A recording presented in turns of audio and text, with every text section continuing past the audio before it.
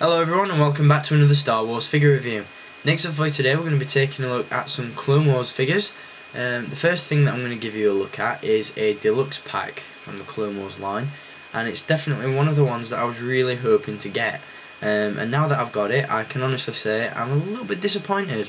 The vehicle is great, but the figure, there's a few flaws with it. Anyway, enough complaining for the time being. The figure and vehicle pack that I'm about to show you, as covered in dust as it is the Freeco Speeder with cold weather gear clone trooper. Now, on first glance, this pack should have been one of the best. You know, the Freeco Speeder, as I said, I've got no gripes with that whatsoever. Aside from the fact that it's just a simple repaint, you know, there's nothing really new about it.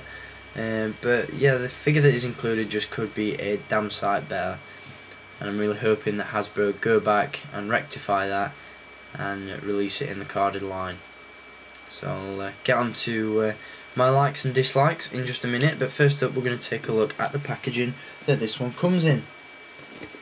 As you can see, it is the Shadow of the Dark Side packaging, so you've got the black and blue colour scheme running throughout. You've got a very cool image of a cold weather gear trooper on one side and an image of the clone trooper riding the Freeco Speeder on the other. On the back you've got a rundown of the figure and vehicles features,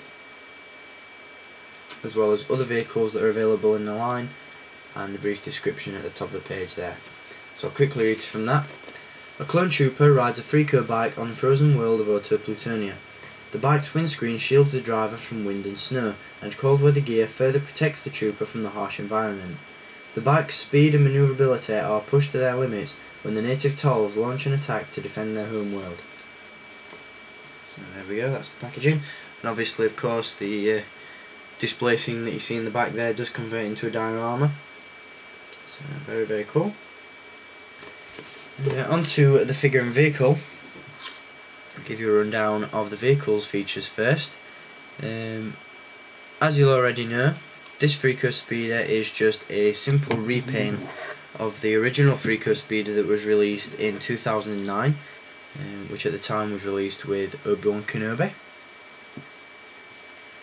This time around there's been more snow added to the windshield, which is a bit of a letdown in my opinion. I prefer the much more generic looking windshield that doesn't really make the vehicle seem specific, and also it doesn't really show up on camera very well, but the stripes on the newer version are a lot darker than the stripes on the older one. So it's one of those that's a variant, and it's one of those variants that's just different enough to drive you insane. So there we go, that's the two side by side. The vehicle itself does feature well, only a couple of features actually, the first of which being the retractable landing gear. As you can see, just folds up inside the undercarriage, so you can have this one in flight mode as well. And obviously the cockpit does indeed open up as well, and as you can see, I've got the cold weather trooper sitting inside there. So I'll just open the cockpit for you. It's a lot easier to do on this one than it is on the original release. The original Freeco Speeder, the windshield was quite difficult to open up. As you can see, pretty easy on this one. So, pretty cool looking figure inside there. As you can see, you've got the Republic logo on the side, which looks very cool, and some nice patterns on the side as well. So a very nice looking vehicle, and as I said, the figure inside it looks extremely cool as well. However, and this is a big however, the figure does have a number of problems. I'll get onto its good points before I begin giving you the cons of the figure.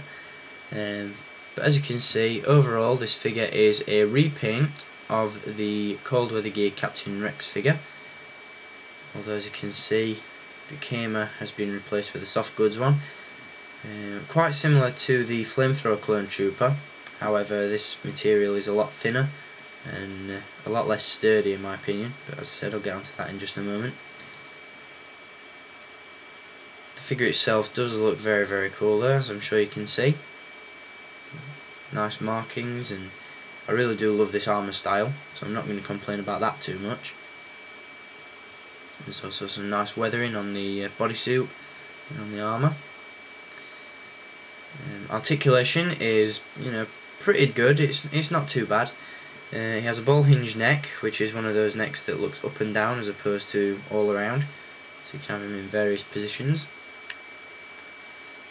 He also has ball hinge shoulders and elbows, swivel wrists, a swivel waist, swivel hips, and ball hinge knees. There's no articulation in the ankles, unfortunately, although you'll probably know that by looking at my Cold Weather Gear X and Flamethrower Trooper reviews. The figure does come with a weapon, and as you can see, it's the newly sculpted DC-15 rifle, which is a lot better than the previous releases. It's much more bulky and sturdy. However, the figure, once again, you'll have seen in my Cold Weather Gear X and Flamethrower Trooper reviews, the hands are a little bit small and don't tend to hold the weapon very well. This one isn't too bad because the grip's quite tight, but the hands do tend to be a little bit undersized. But there you go, that's the figure with the weapon in his hand. So I hope you're getting a decent look at him.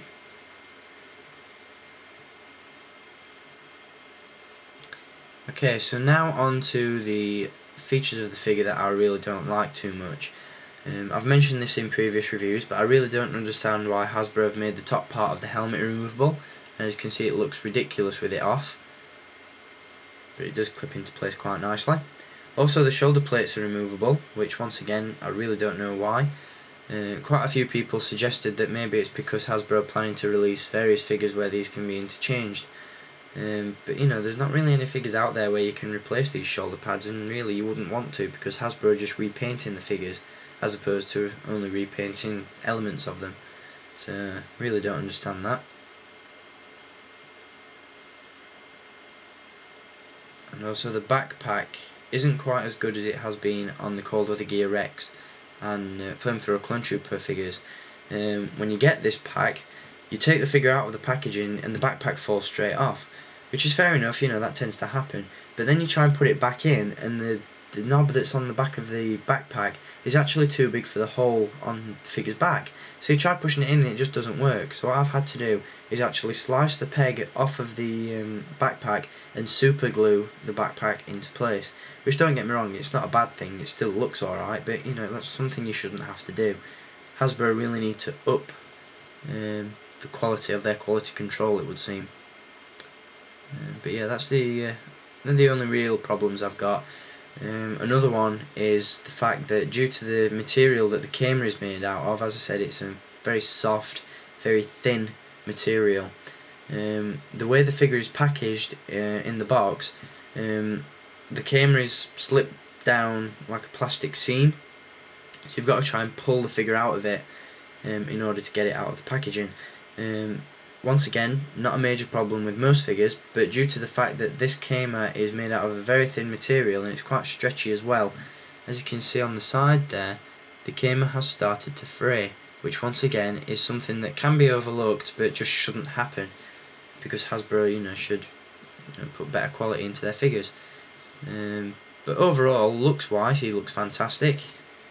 Pretty cool figure for the most part. Fits inside the speeder brilliantly, and just looks really cool. It's just a shame that Hasbro had to really diminish the quality of the figure, because the Cold Weather Gear Trooper was a very highly anticipated one. So could have been better, but still a very cool pack nonetheless. So there he is in his speeder.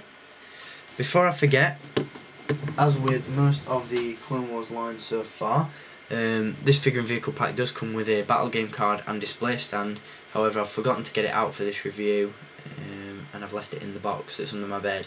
And due to not wanting to keep you guys hanging around for too long, I'm not really keen on the idea of shifting everything from out under my bed during the review and just doing that to show you the battle game card and display stand. So I will do that in my next review, which will be on another Clone Wars Deluxe figure and vehicle pack. So anyway, I hope you've enjoyed having a look at this figure and vehicle pack. Once again, the Cold Weather Gear Trooper and Freeco Speeder. And we've got a decent look at this vehicle, and it's one of those that's recommended, but it's just a pack that could have been so much better. So there you go. Anyway, thanks for tuning in to this review, and I'll be back with some more soon. Until next time, keep collecting, and may the force be with you.